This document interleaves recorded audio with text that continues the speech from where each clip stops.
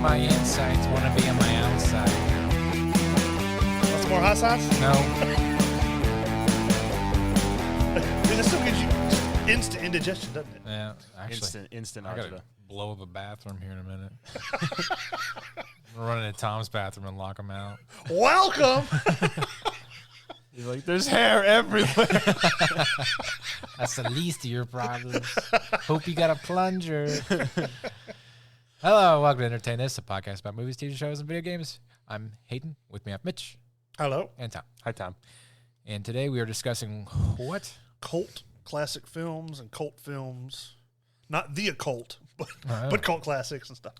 Okay, so give me an example. So, well, you know, stuff like Blade Runner, Tenacious D, Oh, okay. those kind of films. Napoleon Dynamite. So What makes a film a cult classic or a cult film? movies that come out and nobody knows what they are, and because like they don't slap the audience right from the get, and then like people kind of sit on them for a while, and then after their box office run, they bolster up enough And- and- attention. Yes, downloads or DVD sales. Yeah. Well, that makes a lot of the movies end up being like failures in the box office, and then Yeah. Like Clerks is a huge cult movie. Yeah. I think most of the big directors started that way, except for like Spielberg. Spielberg's first movie was Jaws, and it just dominated the box office when it came out. So Well, the term was coined, quote unquote, around 1970 or so is what they said. So it's not been around as long as film, but it's got its niches. I think like one of the first cult was like Easy Rider. yeah, Yeah, that was one of them. That was a Yeah. huge cult movie. You know, a lot of times cult movies end up being lower budget kind of stuff, just because not all the time, but most of the time it's lower budget movies that people just don't really know about. They weren't necessarily released in theaters, or very limited release too. would you Or say they were and they didn't do well because of, like the marketing and like nobody really knew what the genre was, what it was about. Yeah. Would you say the Academy, like if they give it attention, it's not a cult movie anymore? Probably, because then it would. I mean, there's just too much attention drawn to it, for it to win awards and stuff. Like, what is it, Midnight Cowboy? Is that one? Is Yeah. that what it's called? Or Urban Cowboy. No, I think it was called Midnight Cowboy. I think there's a movie called it. Yeah. And that one went to the Academy, but like nobody knows what that is nowadays. So, I don't know. What's I guess like any of the what's the trilogy called with Shaun of the Dead? The Cornetto trilogy. The Cornetto trilogy, I guess. Shaun of the Dead, Hot Fuzz, and At World's End. Yeah, I think all three of those Yeah. could be considered. Well, because I mean, they're great movies, at least in our opinion. But not a lot. There's people that of that's never even heard of those, Right. Because they weren't big, theatrically released kind of stuff. Necessarily. A lot of it's like that word of mouth spread. Yeah. Like I remember when Shaun of the Dead came out. I don't remember it being like in the theaters. I don't really remember TV for it. Yeah. Just like we were talking, like my buddies telling me about it, and like I saw it and like on DVD, and I bought it, Yeah. and I was just like, "This is the greatest movie ever!" Like, this is When hilarious. Comedy Central was still a thing. Most UK movies before Harry Potter were like that. Like Monty Python. yeah, Pretty much those were- anything Monty Python. Well, Monty Python was, I wouldn't say cult. That was huge in Europe, in Europe, but in America, where everything matters. and where all the money is for Yeah. entertainment. So I I think mean, their budget for like what Holy Grail was like $1 million. probably less than. It was And probably they spent most of it on 200. Grant Chapman's drinking problem. Probably, but like the UK, if they get everybody in their theaters to watch a movie, they'll probably only walk away with $200 or $300 million. Here, if you get a quarter of Americans to watch the movie, you're going to get You're going to 500 crack the easy. top 10 Yeah. of box office sales on a So- weekend. Well, they have movies like I was saying, Blade Runner, which when it first came out, how popular was that? I don't know. I've never been a big fan, but I mean, Well, not very. There's different versions of cult because like sci-fi stuff is kind of its own. yeah, there's Yeah. cult movies, there's sci-fi, horror. It- Noir. The, Yeah. the sci-fi genre is so segmented from all the other genres that, like, if somebody likes, I don't know, they like Blade Runner or they like Alien or something like that, they're going to go down the rabbit hole of other famous sci-fi movies. Better And- like it. Yeah. Like so, The Last Starfighter. yeah. Yeah. Like there's one Great called movie. The Leviathan. Yeah. You know, and it's about it's kind of like The Abyss, but a horror movie. Yeah. And you know, I wouldn't know that exists unless I like The Abyss a lot, and I did like The Abyss a lot. So I was looking for movies that are similar to that, and there you go. And it's not a phenomenal movie, but it hits that vein enough where you could appreciate it from a cult following kind of standpoint. Well, that's like, I mean, some things like they're talking about the movie The Thing. You know, when it first came out, it was not, you know, considered good. You know, it didn't make tons of money. People like got sick watching it There- because at the time, like special effects for what they were in 1981 or 2, seeing those kinds of practical effects that look that good, it still hold up. Well, that's today. why auteurs like Carpenter, you know, Auteurs. he can do whatever he wants, and he's the guy that will do whatever he wants, and the studio just has to listen. Because he's like a horror cult film guy now. Because he had, well, there's like, I think his first one was Assault on Precinct 13, the original. Carpenter? Yeah. No, Halloween. No, I think Carpenter did that movie. He might have done some. But I think he got into horror with Halloween. I'm pretty sure Carpenter's first movie was Because Halloween. he's got, what, He The did- Mouth of Madness is a big one now. Or Prince of Darkness. Prince of Darkness. Let me look it up. Keep talking. I mean, he also did The Thing. Yeah, he did The Thing. Which, you know, between The Thing and Halloween, both are equal Yeah. as far as how good they are. His first movie was. Okay, well, he directed Captain Voyeur, which is more like a student film. Then Dark Star, which is like Alien but stupid. Then you're right, Assault on Precinct 13. And then he did Halloween. So Then I think that's when he realized horror was his bread and butter. well, I mean, he definitely has a science fiction niche as well in a couple of his movies. I think science fiction was always an interest, but like cosmic horror. And you know, I mean, The Thing is cosmic horror. pretty much, and so is you could argue that some of the H.P. Lovecraft stuff that he did as well. I think also another big subgenre of cult films is action. Yeah. Well, that's what I was going to get to. They had Big Trouble in Little China and, and Escape from New York. Oh, that's a great movie. Yeah, Those Snake Plissken. yeah. I mean, it's just recently science fiction. I watched Big Trouble in Little China, and it's like that. The movie is not great by any You means. just, like, but watch it, it's though. amazing to watch. It's just Yeah. fun. Yeah. It's kind of one of those things where they're like, well, we got something going. Let's just see where it goes. It's like, Yeah. oh, this isn't bad. yeah. So why is that guy exploding? I don't know. Just go with it. And it's funny that Kurt Russell's in 3 of these that we've mentioned. Yeah. The Thing. Yeah, so is Donald Pleasance. Well, you have to think Kurt Russell was viewed only as a Disney actor, before Carpenter got him. especially when he was younger. Yeah, so Before he became Snake Plissken. pretty much. So Then you got movies like Fight Club. That Yeah. I think that's an awesome movie, but supposedly like when it first came out, because I didn't keep up with stuff when I was that little. Fincher. But Did Fincher do Fight Club? David Fincher. I don't remember who. I don't know. 'Cause- But I know like it was pretty much panned when it first came out because they said it was just too violent and it didn't something about like it. Fincher. He did Look, Fight Club. showed a bad light on mental health and stuff like that, so people didn't like it. I mean, Fincher is also one of those kind of guys. He takes a very cerebral concept and just blows it out of proportion. With Fight Club, with Seven, and stuff like that. And and he finds actors that can kind of fit that shtick and keep it going. And you can't imagine somebody else you can see where the commonality between Fight Club and Seven is, for instance. But if you had somebody else do it, for instance, like the studio, Fincher did Alien 3, one of the worst Alien movies ever made. Yeah. But he was given a bad script and the studio had their thumbs on him. All right. And then Alien 3 has since then, you could say, had a cult following. It's not great, but you Compared to the other ones. yeah.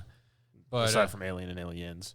but then when he was let loose with Fight Club and Seven and other movies, he actually had Brad Pitt and Morgan Freeman go to the studio and say, "We will not continue to do this movie unless you let this guy have his ending that he wants."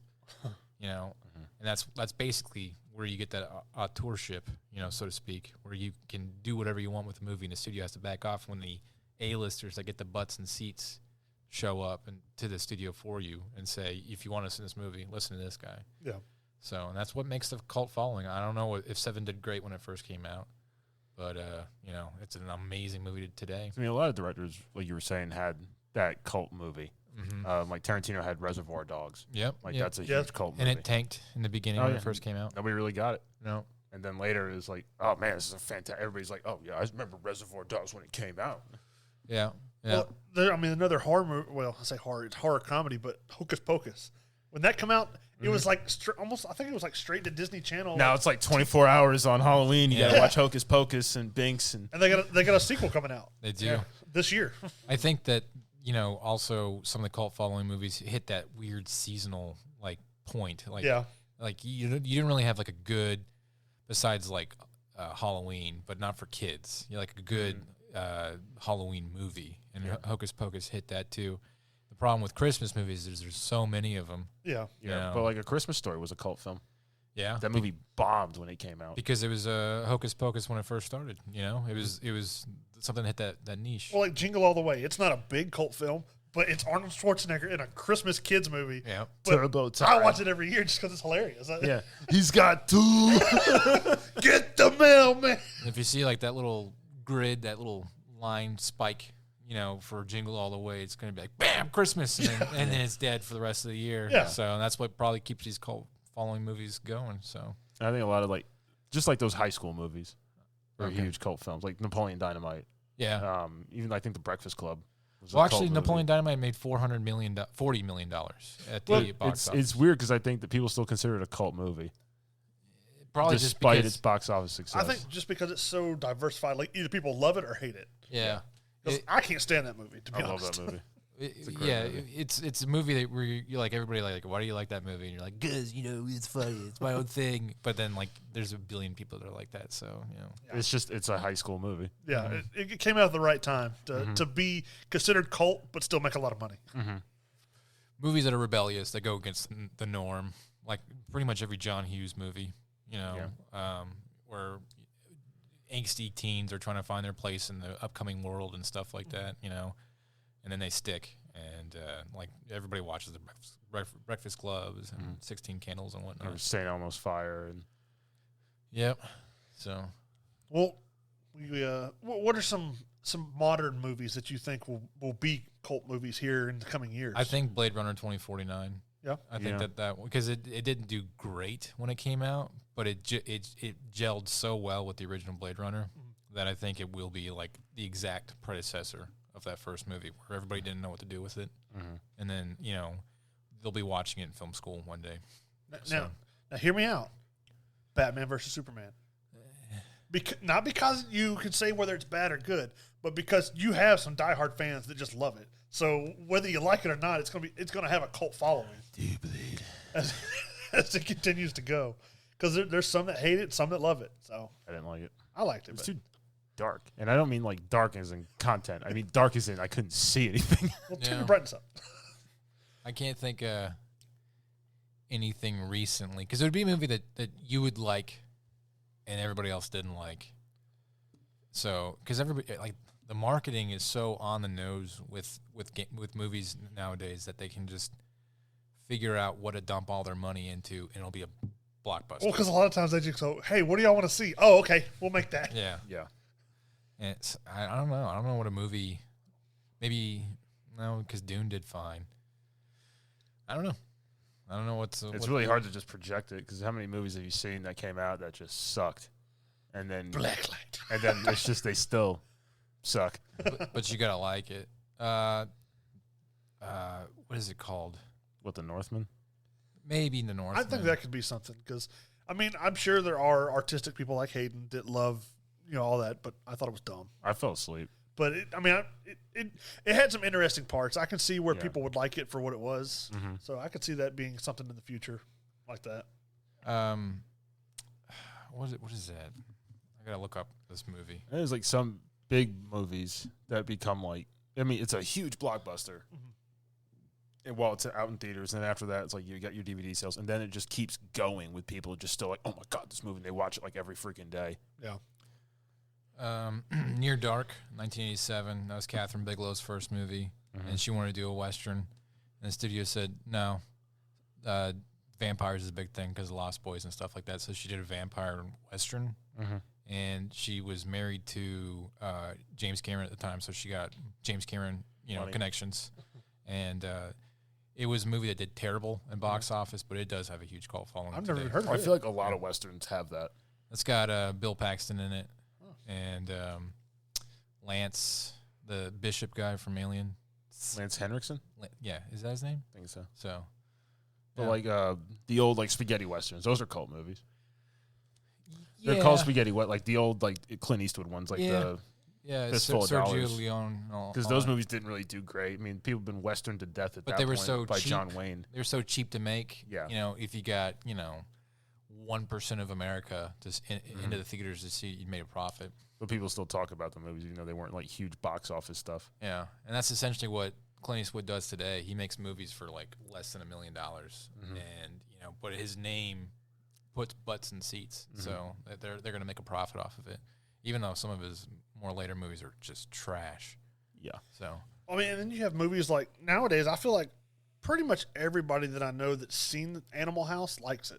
Yeah. Mhm. It's a great So I movie. mean, but that's considered a cult movie as well. Yeah. Yeah. I love the production of that movie. again, like it and Airplane, they were just bananas comedy that nobody. Nobody done it. Yeah, and they didn't know what to do with it. So if it did well or didn't, it still went against the norm so much, where it found its way later on.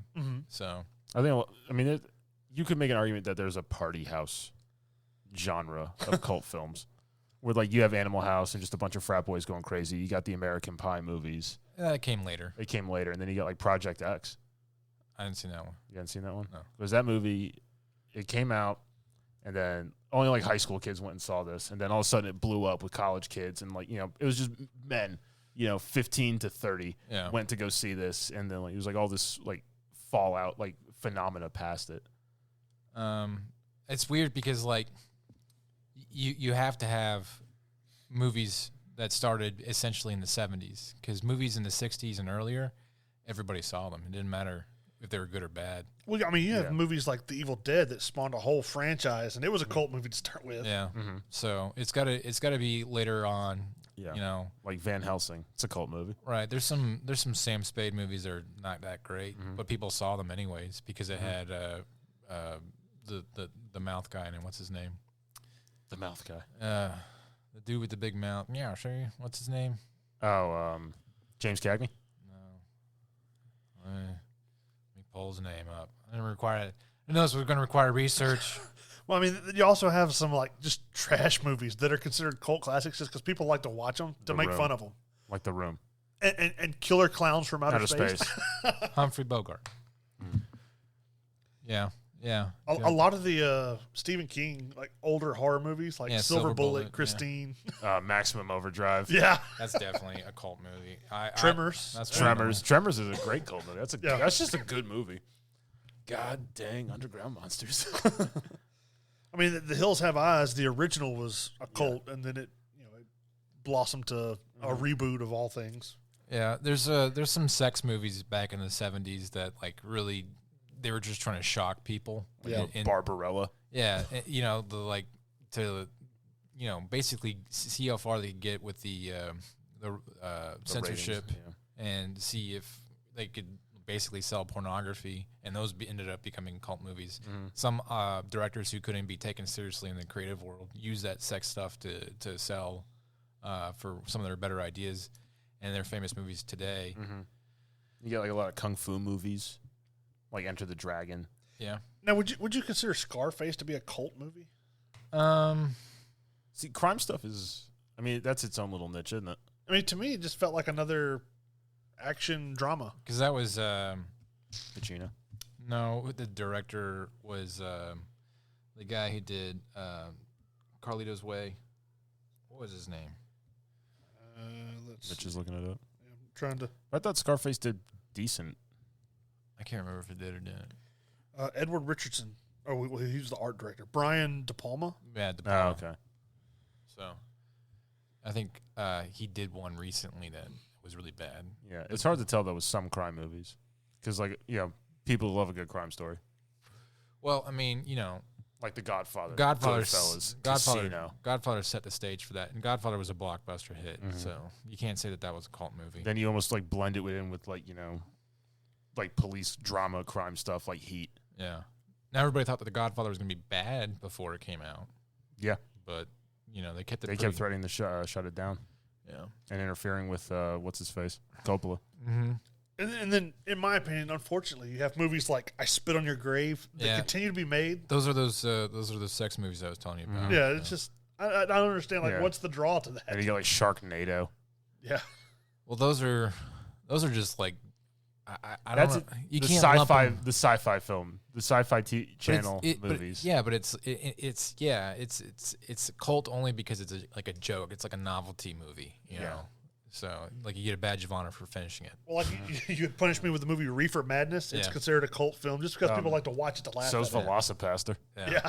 So like Abraham Lincoln Vampire Hunter or crap like that. And then the Blues Brothers. I mean, Yeah. that was. Nowadays, you look back and it's like, oh, those guys are big time actors now, or Right. before one passed away. But it's like they started out with that low budget, like goofy. This is basically an SNL skit that just went too long. Yeah. So, It was basically Dan Aykroyd was huge in the blues, got John Belushi hooked on it, and Belushi wanted to perform the blues, so they started going to clubs. yeah. And then the SNL band they had at the time, who were all like top-notch musicians, Uh-huh. they all liked the idea, and they started playing at clubs around New York or outside the city. And then they were just like, "Hey, we need a call to open this act. We couldn't do it." And they were like, "What do you guys got?" And they just go, "Yeah, we got an idea." And then they just came out and did it live, the Soul Man, and that just what spawned the movies. Mm-hmm. Well, then they had the movie like the Toxic Avenger, which wouldn't. I don't know if it came That's a first trauma or the film. cartoon came first. It might have been a comic book. I don't remember, but Now it's being remade with what's his name? Peter Dinklage. really, Isn't that Tyrant or Tyrion? Tyrion. Yeah. He's remaking that. I don't know if he's just a voice of CGI or what, but I don't know. Trauma is weird because it's like it That's knows its own category. it's self-aware of They being, do it on purpose. of being a B movie and Like Father's Day, the Right. psychopath who's biting wieners.